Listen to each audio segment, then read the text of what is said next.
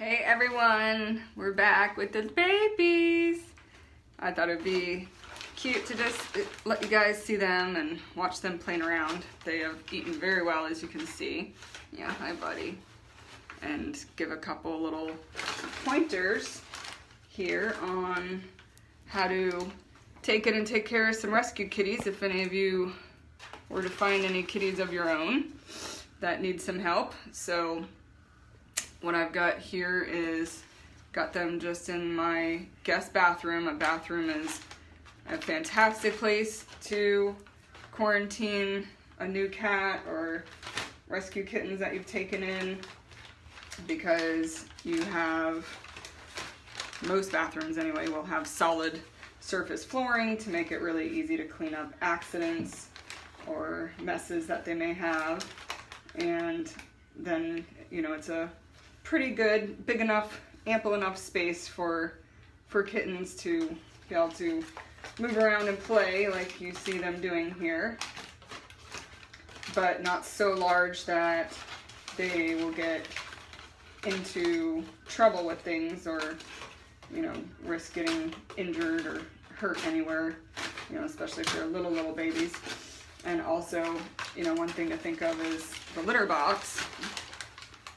As you can see, I've already got a little litter box here for them, and it's amazing, even though, you know, these are just about six-week-old kittens that were living outside this whole time, never litter box trained. Can I pick you up, sweetie? Yeah.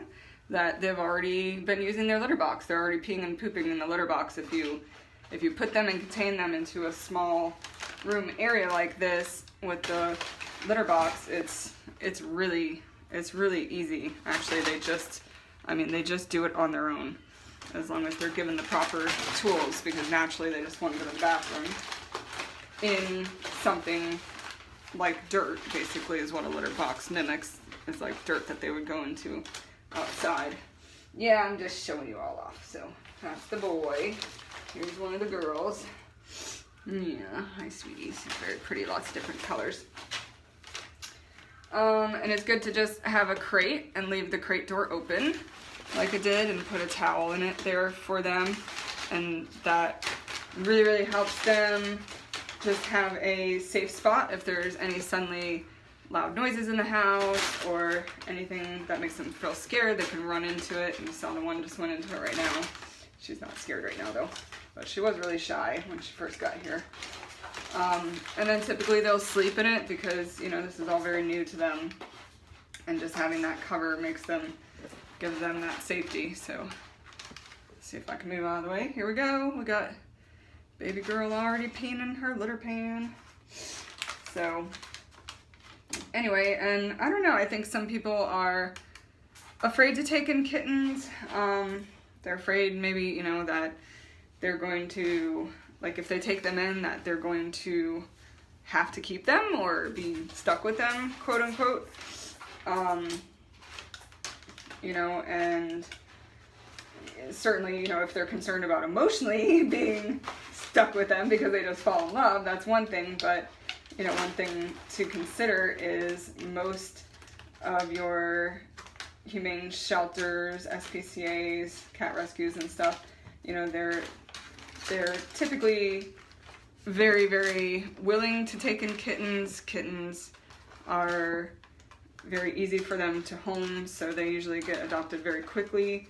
However, they can't be adopted out until they're at least about 8 weeks old, because they need to be big enough to be spayed and neutered first. So a lot of times what these guys really need, and what the shelters and the rescues really need from us as kitty lovers, good Samaritans, whatever you want to call yourselves, is just someone to get them to that age, to just take care of them, house them, feed them.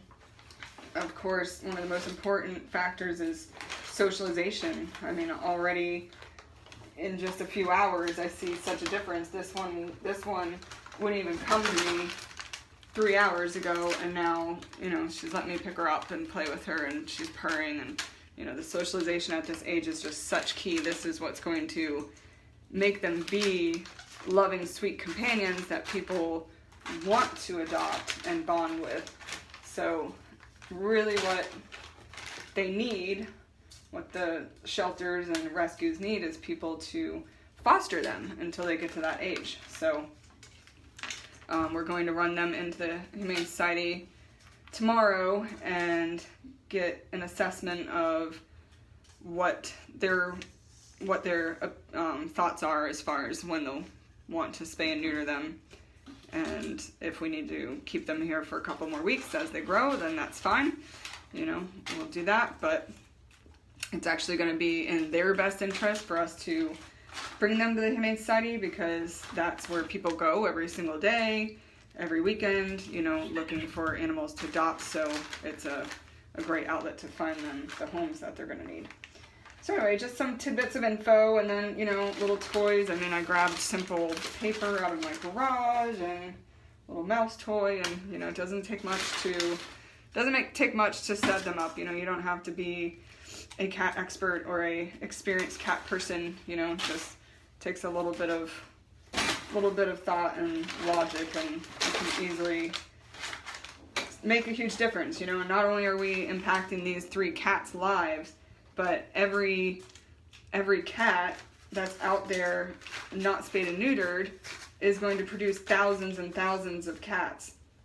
I actually looked up the statistics earlier, and it said one pair of cats outside over 9 years' time can produce up to 11,000 more cats. So that's crazy. You know, that's these are huge numbers of feral cat population that can help be controlled just by every single kitten that's brought in and spayed and neutered. So really good stuff. So anyway, hope you guys are enjoying watching them. I'm not going to do a lot to them right now, being that they're here and I want them to just settle in and stuff. But we are going to do a flea bath later because I saw a few fleas on them. I use a all-natural flea bath with herbal extracts that's safe for kitties to address flea issues. And then I am going to go ahead and do their ears right now. So I see some ear stuff in their ears, most likely ear mites. We're going to use some of our ear cleaner and just put drops in their ears and let that set and start working. So that's about it. And we're just going to take care of them and enjoy them while they're here. So let's see, can I do your ear, little Miss Missy? I'm not sure how well they're going to hold still for me, but we'll give it a go. Another fantastic thing about the ear cleaner we make is you don't have to do anything but drop it in the ear. Don't have to clean it out or anything. You just put it in there and let it do its magic. Yeah, I know, she wasn't too happy, but she's getting clean ears now.